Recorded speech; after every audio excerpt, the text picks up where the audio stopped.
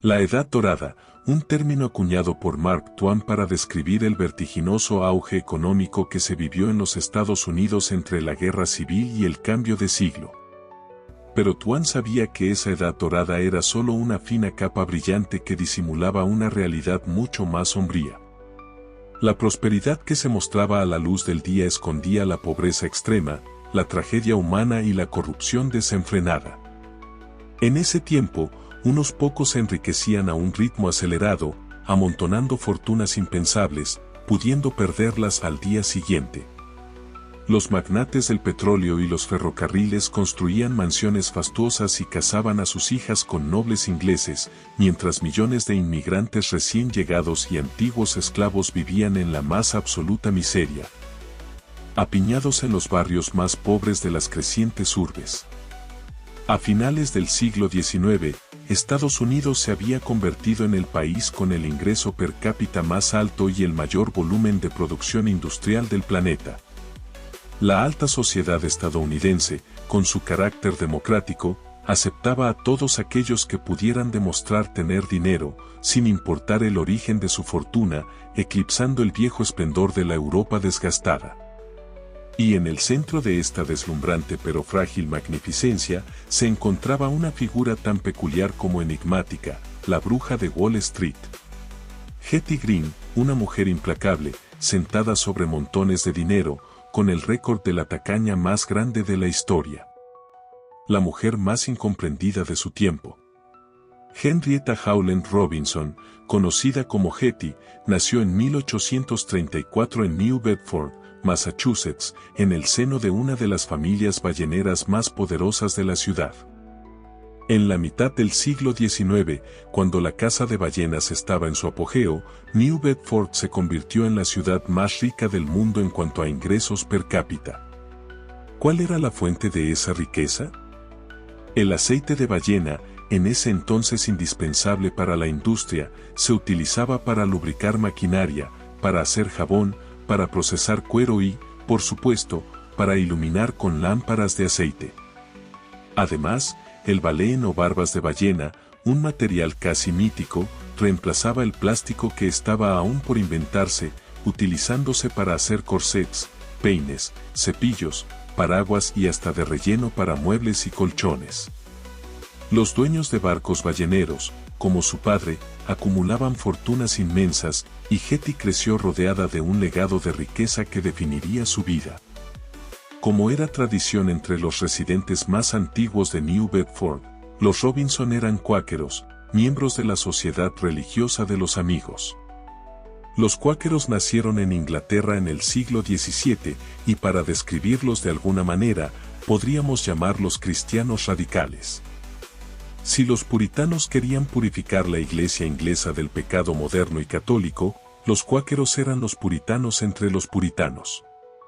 Creían que cada ser humano portaba en su interior la luz de Dios y que no necesitaban sacerdotes para comunicarse directamente con Él. Abogaban por la igualdad absoluta entre todas las personas, blancos y negros, hombres y mujeres, cristianos y paganos. Luchaban incansablemente contra la esclavitud, la desigualdad de género y cualquier forma de opresión social, buscando glorificar la luz divina en cada acción, en cada momento de su vida. Tal devoción les valió la persecución. Los puritanos intentaron expulsarlos de la colonia de Massachusetts, llegando incluso a colgar a 3 cuáqueros en Boston. Estos, sin embargo, no se amedrentaron y emigraron al norte, asentándose principalmente en Pensilvania, Nueva Jersey y Rhode Island. Pero New Bedford, una ciudad tradicionalmente cuáquera, siguió siendo un bastión de sus ideales hasta el siglo XX. Allí, familias cuáqueras muy adineradas apoyaban a sus compañeros de fe.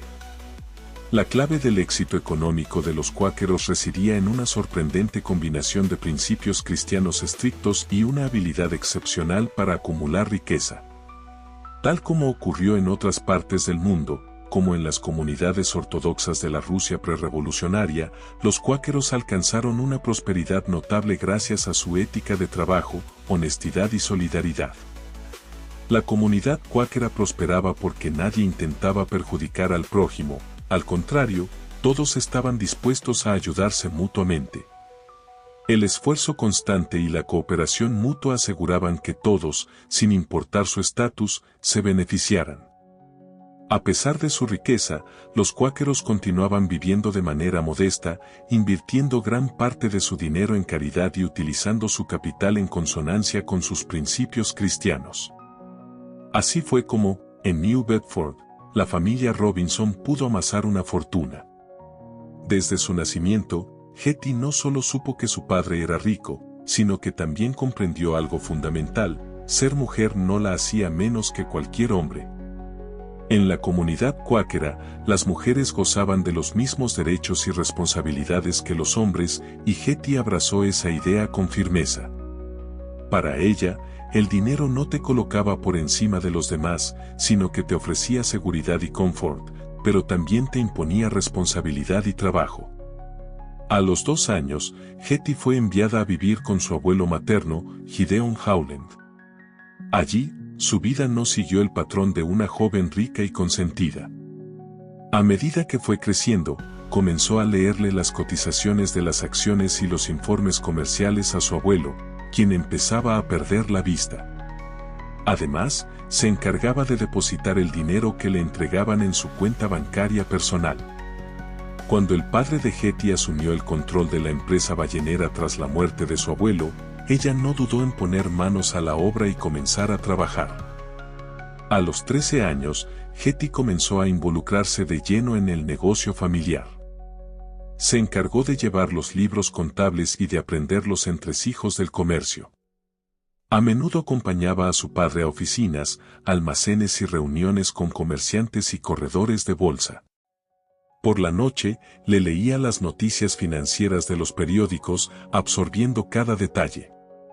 Su padre, reconociendo su interés, la alentaba y le enseñaba los principios fundamentales de los cuáqueros: el valor del trabajo arduo, la importancia de acumular capital, la responsabilidad, el sentido común, la moderación en el consumo y, sobre todo, la confianza en uno mismo.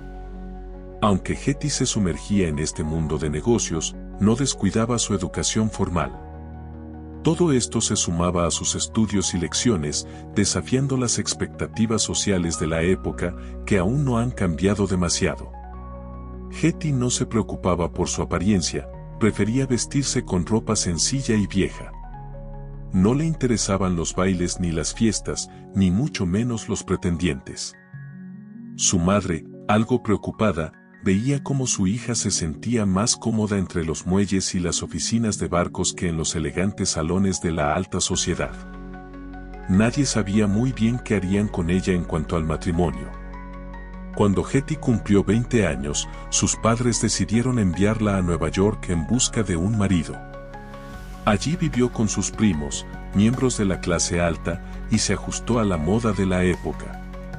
Comenzó a hacer visitas y asistir a bailes, pero, en lugar de coquetear o lanzarse en busca de un buen partido, Hetty se sentaba junto a los hombres que discutían sobre Wall Street, deseosa de escuchar sus conversaciones sobre finanzas y economía. Pronto, la aburrida rutina social la hizo regresar a New Bedford, sin haber recibido ni una sola propuesta de matrimonio. Sus familiares femeninas estaban furiosas y desesperadas. Pero el padre de Hetty no pudo evitar sentirse orgulloso cuando se enteró de que su hija había gastado solo $200 en ropa de los $1,200 que le dieron para el viaje, invirtiendo el resto en valores rentables. Así, sin saberlo, Hetty había comenzado a construir su propia fortuna. Poco tiempo después, el padre de Hetty dejó el negocio ballenero y se mudó a Nueva York, un cambio que resultó estratégico debido al declive de la industria del aceite de ballena, reemplazada por el auge del petróleo y el queroseno. Edward Robinson, el padre de Hetty, se adaptó al cambio con inteligencia y se sumergió en el negocio del queroseno, invirtiendo con visión. Hetty pasó los siguientes años viajando entre Nueva York y New Bedford, aprendiendo de su padre los principios de la inversión, y también fue allí donde conoció a Edward Henry Greene, un millonario de Vermont. A los 44 años, Edward ya había amasado una gran fortuna. El padre de Hetty no se opuso al matrimonio, pero dejó claro una condición: Edward nunca tendría control sobre el dinero de Hetty. Ni él ni nadie. La herencia y la dote de Hetty siempre serían de su propiedad exclusiva. En el testamento de su padre, se estableció que el dinero destinado a Hetty debía permanecer libre de cualquier deuda, control o interferencia por parte de un esposo. En mayo de 1865, Hetty y Edward anunciaron su compromiso. Sin embargo, poco después, el padre de Hetty y su tía Sylvia fallecieron. A pesar de que Hetty era la heredera de ambos, la mayoría de los bienes fueron colocados en un fideicomiso. Esto significaba que Hetty solo recibiría los ingresos generados por ese dinero, pero no podía disponer del capital invertido para ella. De los $7 millones de patrimonio, Hetty solo podía acceder libremente a $1 millón. Esta situación la enfureció profundamente. Hetty estaba convencida de que si hubiera tenido el control total sobre su herencia, habría invertido su dinero mucho más eficazmente que sus fideicomisarios. Hetty se sintió especialmente traicionada por su tía Sylvia, quien, antes de morir, cambió su testamento para dejar la mayor parte de su fortuna a su médico de cabecera.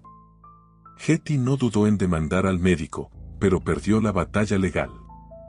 Cansada de las luchas judiciales y buscando un nuevo capítulo, Hetty y su esposo se mudaron a Londres poco después de su boda en 1867, donde vivieron durante 6 años. Fue allí donde Hetty comenzó a transformarse en la astuta inversora que la haría famosa. Lo que realmente diferenciaba a Hetty de otros millonarios de su época era su absoluta indiferencia hacia la moda, las tendencias y el glamour. En lugar de seguir la corriente, adoptó lo que se conoce como una estrategia de inversión contraria. Es decir, compraba acciones cuando nadie más las quería. Como ella misma solía decir, compro valores cuando los precios están bajos y nadie los necesita.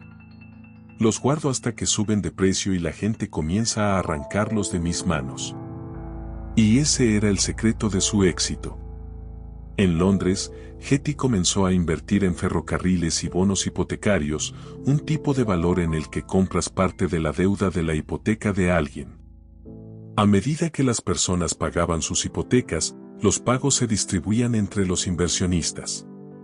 Hetty tenía un ojo agudo para encontrar valores infravalorados, los compraba y luego los mantenía hasta que aumentaban su valor, lo que le generaba grandes ganancias. Pero no era solo cuestión de suerte. Hetty dedicaba un tiempo meticuloso a estudiar cada inversión. Nunca hagas un trato de inmediato, piensa hasta la mañana siguiente, solía aconsejar. Antes de cerrar cualquier trato financiero, se sumergía en todos los detalles y analizaba exhaustivamente la información. A menudo, cuando los socios se acercaban a ella con propuestas, ya sabía lo que iban a pedir, incluso antes de que lo dijeran. En una época en que muchos de sus contemporáneos se sumergían en la especulación financiera a crédito, Hetty nunca pidió dinero prestado ni gastó más de lo que tenía. Ella era prestamista, no prestataria, y creía en el poder del interés compuesto, reinvertir los dividendos en lugar de retirarlos. Gracias a su enfoque metódico y paciente, logró una ganancia de $1.25 millones en su primer año en Londres. En el apogeo de su éxito, llegó a ganar $200,000 en un solo día.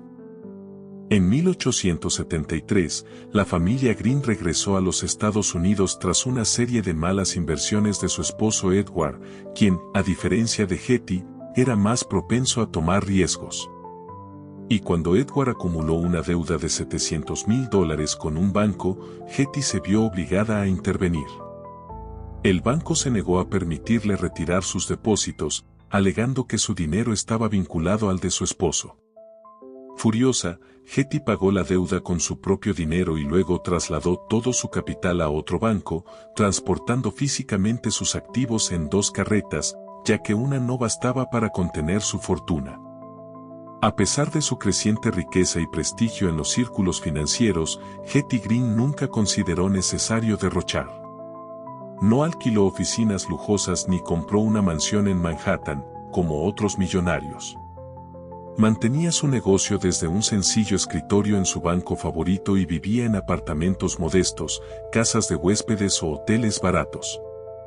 Para entonces, ya era conocida como la reina de Wall Street y solía decir, creo que es el deber de cada mujer aprender a cuidar de sus asuntos financieros. Hetty tenía un enfoque pragmático sobre la educación financiera. Una niña debe ser criada para que pueda ganarse la vida, decía. Ya sea rica o pobre, una joven necesita saber cómo funciona una cuenta bancaria, entender la estructura de las hipotecas y los bonos, y conocer el tamaño de los intereses y cómo se acumulan. Cuando estalló la crisis financiera de 1907, provocada por la especulación desmesurada, Hetty fue una de las pocas que no se vio afectada. De hecho, había anticipado la crisis y advirtió a todos sobre los peligros del frenesí financiero. Fue la única mujer invitada a la histórica reunión entre J.P. Morgan y otros ejecutivos bancarios, en la que Morgan les pidió que invirtieran para evitar un colapso total de la economía. Hetty no solo participó en la solución de la crisis, sino que también contribuyó con grandes sumas de dinero en forma de préstamos a bajo interés, salvando la economía del país. Incluso escribió un cheque personal de $1 millón a la ciudad de Nueva York. A pesar de su enorme riqueza y poder, Hetty Green nunca se sintió atraída por el lujo ostentoso. En un momento en que la Edad Dorada se caracterizaba por el exceso, ella optó por vivir con austeridad, a menudo siendo objeto de burla por su tacañería. Se decía que nunca encendía la calefacción ni usaba agua caliente, y que se vestía siempre con un solo vestido negro hasta que se desgastaba. Los rumores decían que su dieta consistía únicamente en avena, huevos y cebollas, y que nunca los calentaba para evitar gastar dinero en carbón. Hetty también era conocida por su tenacidad para cobrar deudas. En una época en la que pocas mujeres viajaban solas, ella cruzaba miles de millas por su cuenta, cobrando deudas de varios cientos de dólares. Incluso una vez, caminó por todo Manhattan con $200,000 en efectivo, llevándolos personalmente a su banco. El banquero que la recibió la reprendió por no haber tomado un carruaje por razones de seguridad. Hetty, sin perder la compostura, respondió, tal vez tengas dinero para carruajes, pero yo no tengo dinero extra. En ese momento, su fortuna ya superaba los cientos de millones de dólares. En resumen, Hetty Green no solo se destacó por su agudeza financiera, sino por su insobornable disciplina y principios. Convirtiéndose en una figura legendaria de Wall Street y demostrando que la verdadera riqueza no radica en el derroche, sino en la paciencia, la astucia y el control de uno mismo. Hetty Green fue una figura compleja, malinterpretada por muchos a lo largo de su vida, pero su historia es un testimonio de determinación, independencia y una visión única sobre el dinero y el éxito. A pesar de la crítica constante, su enfoque en la inversión y la vida simple le permitió acumular una fortuna que la convertía en una de las mujeres más ricas de su época, y probablemente la mujer más rica del mundo al momento de su muerte. Uno de los rumores más crueles que se difundió sobre ella fue que, cuando su hijo Ned sufrió un grave accidente, se negó a llamar a un médico. Según los chismes, su hijo terminó con una pierna amputada por gangrena debido a la falta de atención. Sin embargo, esta historia era completamente falsa. Hetty hizo todo lo posible por tratar a su hijo, pero los médicos no pudieron salvarle la pierna. A pesar de la tragedia, Ned no solo superó el trauma, sino que vivió una vida plena y disfrutó de su fortuna con una pierna de madera y una impresionante colección de coches de lujo. Hetty, por su parte, continuó con su vida sin prestar atención a su apariencia. Su estilo austero y su rechazo al lujo provocaron que se ganara el apodo de la bruja de Wall Street. A pesar de las burlas y la incomprensión, ella defendió su forma de vida, explicando que su comportamiento estaba guiado por los principios de su fe cuáquera. Prefería vivir modestamente y mantener un enfoque de vida simple, lo que contrastaba fuertemente con la ostentación de muchos de sus contemporáneos. Los críticos que se reían de ella por no participar en los arriesgados juegos financieros de su tiempo no comprendían que Hetty no solo se mantenía fiel a sus principios, sino que, a menudo, utilizaba su fortuna para salvar a otros de los apuros financieros. Aunque muchos la veían como una mujer despiadada, los que la conocían bien la describían como piadosa, amable y generosa, especialmente con los más necesitados. Su generosidad era discreta, pues nunca hablaba de sus donaciones y prefería mantener su caridad en privado, tal como lo mandaba su fe cristiana. Su poema favorito, Mi Sinfonía de William Henry Channing, resumía su enfoque de vida: vivir modestamente, estudiar, pensar profundamente y actuar con valentía. Para Hetty, el dinero no era una herramienta de opresión, sino de independencia. Ella logró crear su propio camino en un mundo dominado por hombres y demostró que las mujeres, incluso en su época, podían alcanzar una gran independencia económica. En cuanto a su hija Sylvia, Hetty protegió cuidadosamente su fortuna y su bienestar. Aunque rechazó a todos los pretendientes de Sylvia, temiendo que solo buscaban su dinero, ella finalmente aceptó el matrimonio con Matthew Astor Wilkes, un hombre de fortuna considerable. A pesar de la riqueza de su futuro yerno, Hetty insistió en que firmara un acuerdo prenupcial para proteger los intereses de Sylvia.